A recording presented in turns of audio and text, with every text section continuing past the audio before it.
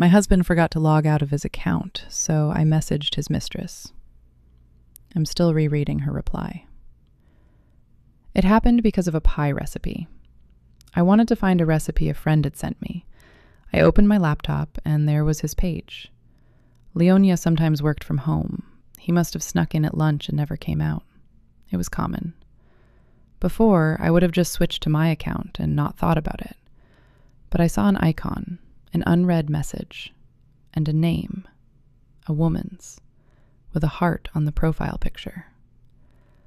My hand pressed the button itself. I didn't make the decision.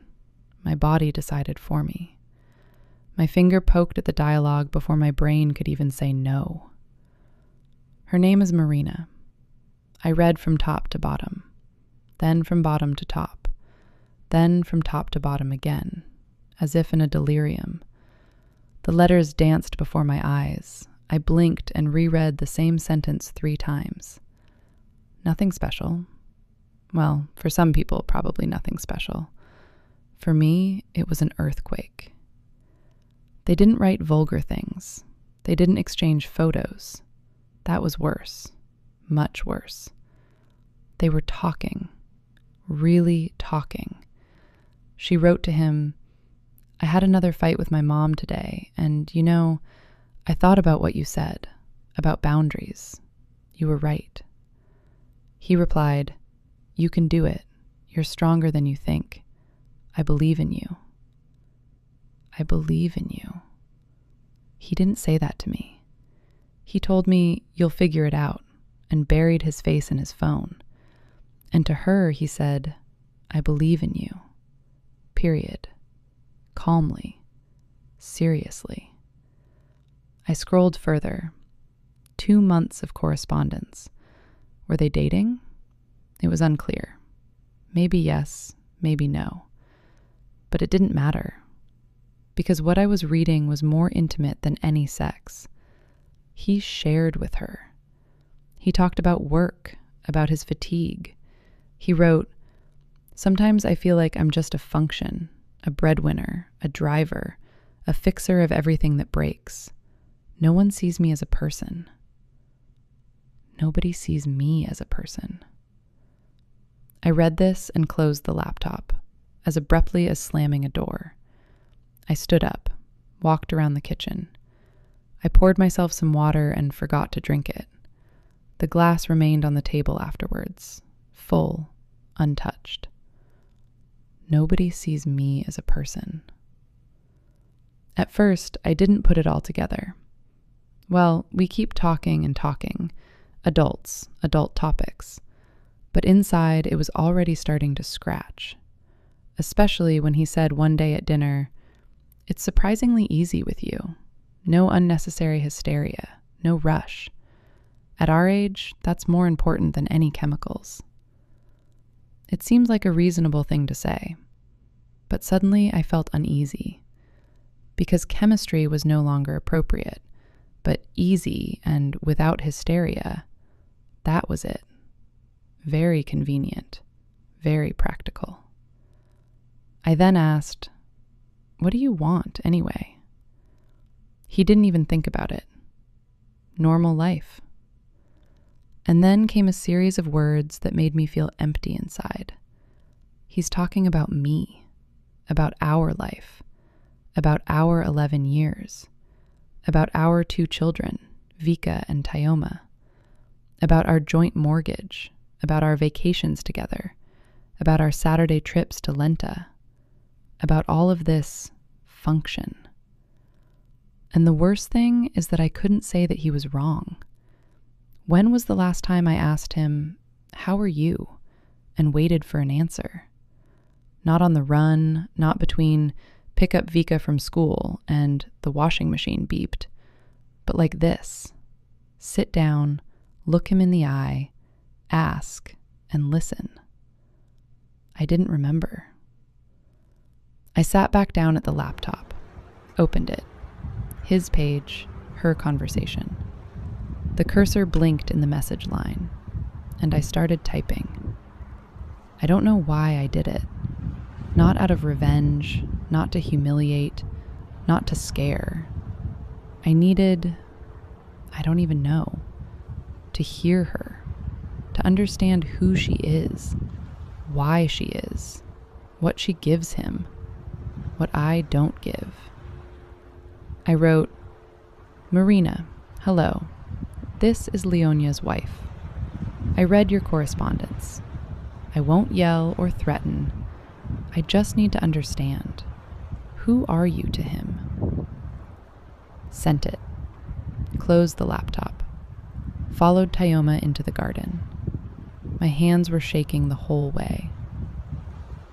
In the car, Tayoma was telling me that Misha from the group had brought me a turtle, and I nodded and thought, she'll read it and not respond, block me, or write something mean, or tell Leonia and he'll come over in the evening to talk. And then what? What then? Tayoma asked, Mom, can I have a turtle? Yes, you can, I said. Is it true? No, I don't know. We'll talk later. He pouted. I didn't even notice. That evening, when the kids were asleep, I opened the laptop again. Lenya was in the shower. I could hear the water. I had about 10 minutes. She answered. Hello. I was waiting for you to write someday. Or was afraid. I don't know if it makes a difference. I'm not his lover. We didn't sleep together. I understand you won't believe me, and you have every right to. But it's the truth. We're talking. Just talking. He tells me things he apparently can't tell you. Not because you're bad, not because I'm better, but because I'm a stranger. Sometimes it's easier with strangers. I know how it sounds. I know it's not an excuse. Imagine, if you will, just sitting down at your laptop on a quiet evening. Right, the house is finally settling down. Yeah, exactly. You're just trying to find, like, a pie recipe that a friend sent you. So you open the browser, but instead of, flour and sugar measurements, you find a forgotten login. Oh man, the classic modern nightmare. Right. Your partner forgot to log out of their account, and there's this glowing notification, a message icon, and within just a few clicks, you stumble into a conversation that completely shatters your reality. Yeah, it's that digital breadcrumb trail that it leads somewhere you never ever wanted to go. Exactly.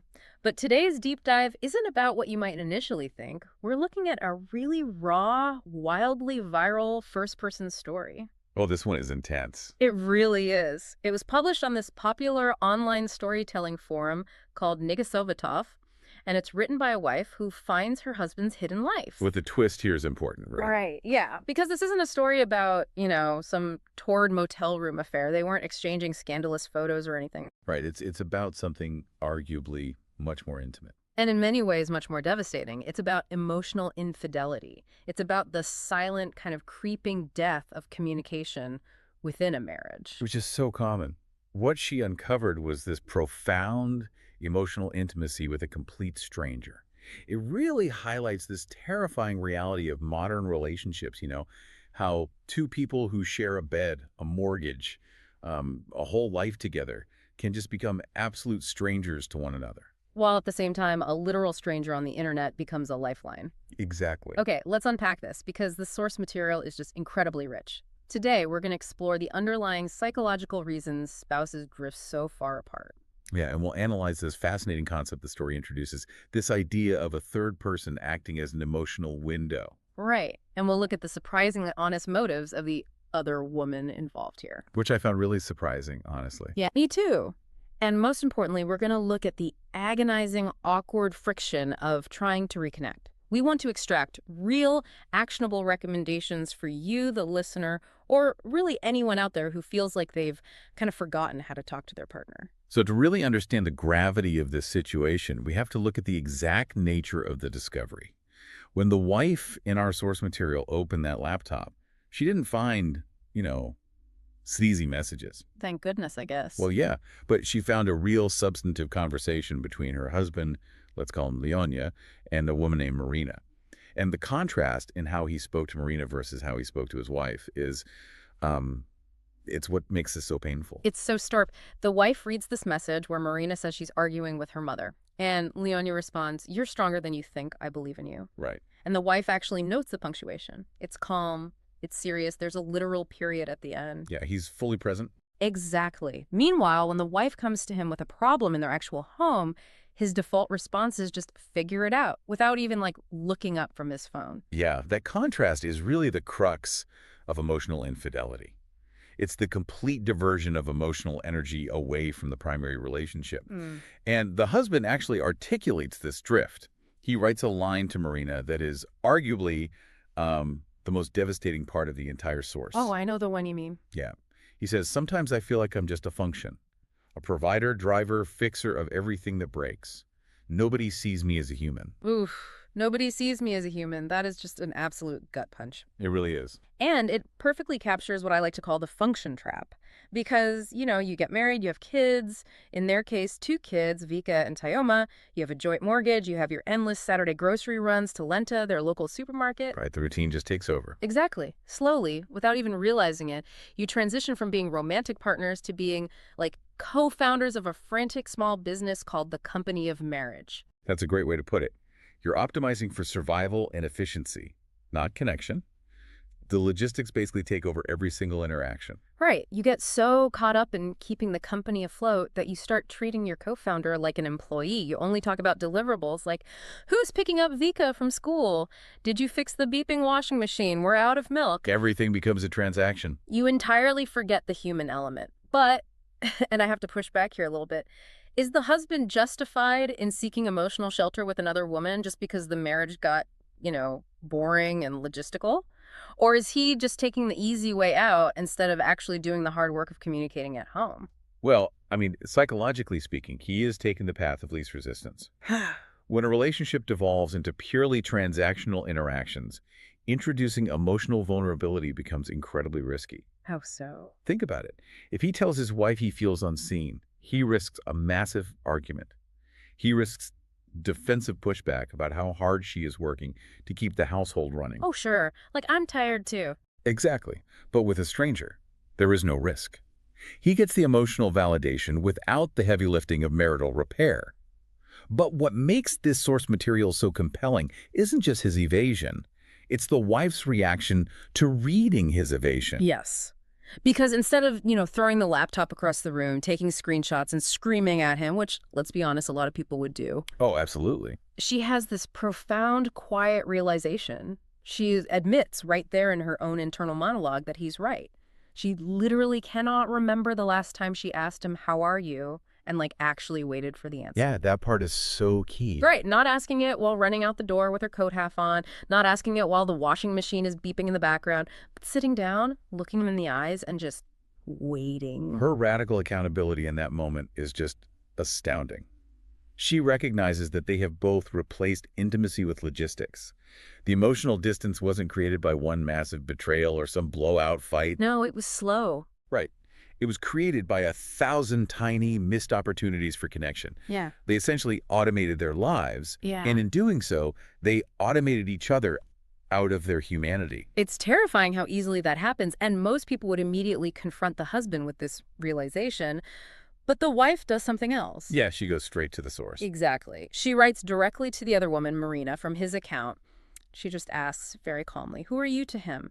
And Marina's reply is, "It's a masterclass in unexpected honesty." It really is. What's fascinating here is how Marina responds by explicitly defining her role. She immediately clarifies that she isn't a physical lover, but she uses this metaphor that is just incredibly powerful. She says, "I think I am a window. He opens me when he has nothing to breathe. It's not love, it's oxygen." Oxygen. Just let that sink in for a second. She isn't claiming some sweeping cinematic romance. She's providing the bare minimum element required for his emotional survival. Yeah, just enough to keep him breathing. But why a stranger? Why is it that we can spill our guts to someone we barely know on the internet, but we can't tell the person sleeping right next to us that we had a bad day at the office? Well, human brains are actually wired to fear rejection from our inner circle. Evolutionarily speaking, your survival depends on your tribe, your spouse, your family. Okay, that makes sense. Right. So if you show weakness or vulnerability to your spouse and they reject you, Your subconscious perceives that as a massive threat to your security. A stranger, on the other hand, they carry zero evolutionary risk. Because they're outside the tribe. Exactly. Marina explicitly writes, with strangers it's sometimes easier, because a stranger is a blank slate. Marina doesn't hold any resentment about unwashed dishes. She isn't stressed about the joint mortgage. She has no expectations of him as a provider or a fixer. Right. Therefore, he could just be a vulnerable human being without the absolute terror of letting anyone down. It is exactly like sitting next to a stranger on a long train ride or, pouring your heart out to a bartender in a city you're just visiting. They exist entirely outside the ecosystem of your real life. Perfect analogy, yeah. But we also have to look at Marina herself, because the source doesn't paint her as some cartoon villain twirling a mustache, actively trying to dismantle a home. No, not at all. Mm. The source reveals she is a 38-year-old divorced mother of a 12-year-old daughter. She brings her own deep emotional wounds to this dynamic. She tells the wife that she survived a dead marriage herself. Oh, right. Yeah, her ex-husband gave her the silent treatment for the last 3 years of their marriage. Think about that. 3 years of living as roommates in complete, crushing silence.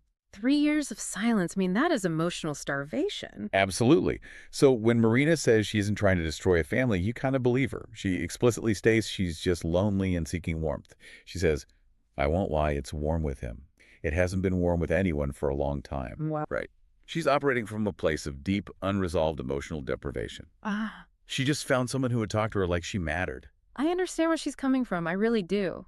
But I have to challenge this dynamic as an independent participant. Marina tells the wife, the problem isn't me, and you know it. And sure, she didn't create the distance in the marriage, but by acting as this window, by providing this emotional oxygen, isn't Marina actually enabling him to stay in a suffocating marriage without fixing it? Oh, that's a great point. Right. She's a pressure release valve. Without her, maybe the pressure would build up enough that he would actually have to confront his wife and deal with the core issue. Clinically speaking, yes, she's completely enabling him. The oxygen she provides is essentially artificial life support for the husband. Artificial life support. Yeah. It sustains him just enough to keep him from completely suffocating, but it absolutely prevents the couple from treating the actual disease in their marriage. She's a palliative measure. And, human beings will almost always choose immediate pain relief over a painful cure.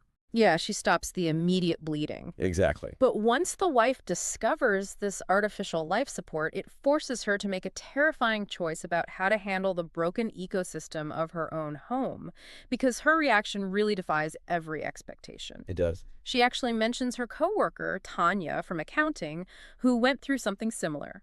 Tanya found out about another woman, packed her husband's bags, kicked him out, and everyone in the office literally applauded her for showing character. The standard reaction. Right. Or, But our narrator doesn't follow that script. no, she does something much harder.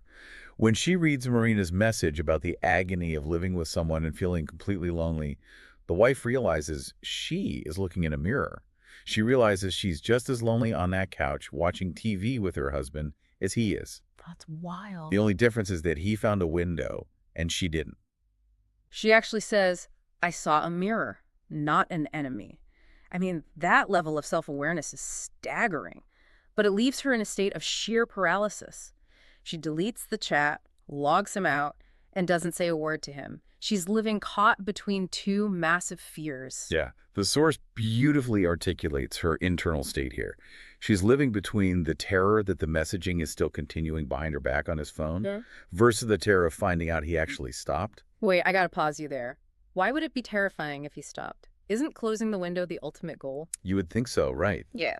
But if the window is truly closed, then she has to look at the broken pieces of her marriage and actually do the agonizing work of fixing it. Oh, right. Yeah. If there's no scapegoat, there's only the reality of their failure to communicate. Rebuilding intimacy from scratch is far more daunting than being the victim of a betrayal.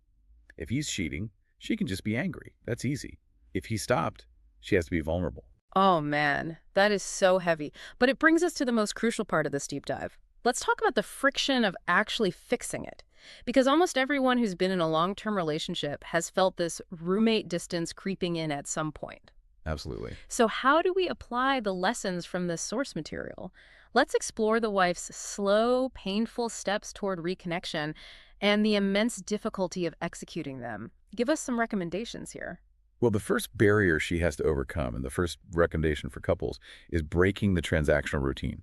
When your entire relationship has been reduced to logistics for 5 years, suddenly trying to have a deep conversation feels entirely unnatural. I can You have imagine. to consciously step outside of the roles of provider or scheduler. You have to stop interacting solely about deliverables. And the friction there is huge because if you aren't talking about who's picking up the kids or what's for dinner, what do you even talk about? You're essentially staring at a stranger. So she starts small, right? Right. She forces a break in the routine by just sitting next to him on the couch, Yeah. totally unprompted, and she asks, "How are you?"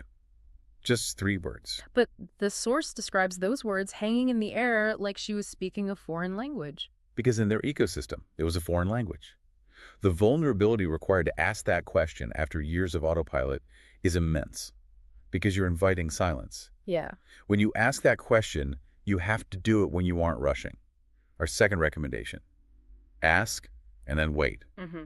You're signaling that you are making the space safe for an honest answer. In the story, he deflects it first. He just says fine and turns back to the TV. The rejection in that moment must sting so much. She opens the door and he just leaves it hanging. It does sting. But she doesn't push, and she doesn't get angry. Because if she gets angry, she confirms his subconscious fear that vulnerability leads to conflict. She's simply reestablishing the precedent that the question can be asked. She's playing the long game. Exactly. She's laying the groundwork. She's proving that she can handle the silence without demanding an immediate return on her emotional investment. And then she does something physical to back up that emotional shift. Our third takeaway: small, unprompted gestures. She goes back to the very thing that started this whole cascade the pie recipe. Yeah. She bakes the pie. When Leonia comes home, smells it, and asks what the occasion is, she just says, "No occasion." And that pie is the perfect counter move to the function trap. Yeah, Because transactions require a reason, right? We do things for birthdays, for apologies, for holidays. right. There's always an excuse. But by baking a pie on a random Tuesday, she is stripping away the logistics. She's removing the function from the interaction. She's just reminding him she's there and that she thought of him with zero strings attached. It's a way of saying, "I see you," which is exactly what he was craving in those messages to Marina. He just wanted to be seen as a human. And she shows him, without some grand dramatic speech, that she sees him, which leads to the final, most crucial shift in their dynamic and our last recommendation: learning to recognize and celebrate micro-connections. Because the story doesn't end with a sweeping romantic gesture. There's no movie montage where they renew their vows on a sun-drenched beach. No, it ends with a tiny, almost invisible victory. Yeah. A full month goes by, a month of this slow, awkward, quiet work. And one evening, instead of just saying normal when she asks how he is, he actually shares 3 mundane sentences. Progress. Big progress. He says he's tired, work is crazy, and his coworker, Petrov, is dumping tasks on him again. Yeah, to any outsider, listening to your partner complain about some guy named Petrov at the office is just boring, everyday venting. But to the wife in this story, she says it felt like a tiny window cracking open. Because it is. It's the beginning of emotional reliance. He's choosing to share a minor vulnerability, frustration, and exhaustion at work with her instead of seeking that oxygen outside the marriage. When a relationship is starving for intimacy, you cannot expect to feast right away. You have to build trust back molecule by molecule, one mundane complaint at a time. That complaint about Petrov is a bid for connection. He is testing the waters to see if she will actually listen. The healing process is not glamorous at all. It's built on shared, exhausted moments. Like later in the story, their 13-year-old daughter, Vika, walks in, sniffs the pie, complains that there's too much cinnamon, and just walks away. As teenagers do. Right, and the husband and wife just share a quick, knowing smirk. 1 second. One shared smirk over a moody teenager. But the wife says she clings to that almost nothing, because it's all she has to hold on to right now. And that shared smirk is the foundation of a shared reality. They're finally looking at the same thing from the same side of the room instead of looking at each other from across a massive chasm. They're teammates again, even if just for a fleeting second. To summarize what we've covered today, this deep dive has shown us just how dangerously easy it is to slip into the function trap. We optimize our lives so much that we start treating our partners like household appliances, reliable, functional, but entirely devoid of humanity. Yeah. And when the air gets stale, it is so agonizingly tempting to seek oxygen from a stranger, to find an open window outside rather than doing the exhausting, friction-filled work of clearing the smoke inside our own house. But knowledge is only valuable when we apply it to our own lives. If you're listening to this and you feel like a roommate in your own home, it might be time to evaluate your own routines. It is incredibly hard to break the ice after years of logistics, Yeah. but it might be time to bake a pie for absolutely no reason. Yeah, bake the pie. It might be time to sit down on the couch, ask a simple question, and truly, patiently sit in the silence until you get an answer. Here's where it gets really interesting, though, because there is one loose thread in this story that we haven't resolved, and I want to leave you, the listener, with this final provocative thought to mull over on your own. Oh, I know where you're going with this. Yeah. The wife in this story never replied to Marina, not a single word. She didn't say thank you, and she didn't tell her to back off and disappear. She just absorbed the truth, closed the laptop, and walked away from the screen. So I want you to imagine yourself in her shoes. If you discovered a stranger acting as the oxygen for your partner's emotional survival, someone keeping them breathing while your own marriage suffocated, would you view that stranger as an enemy to be destroyed? Or would you view them as a mirror showing you exactly what your relationship has lost?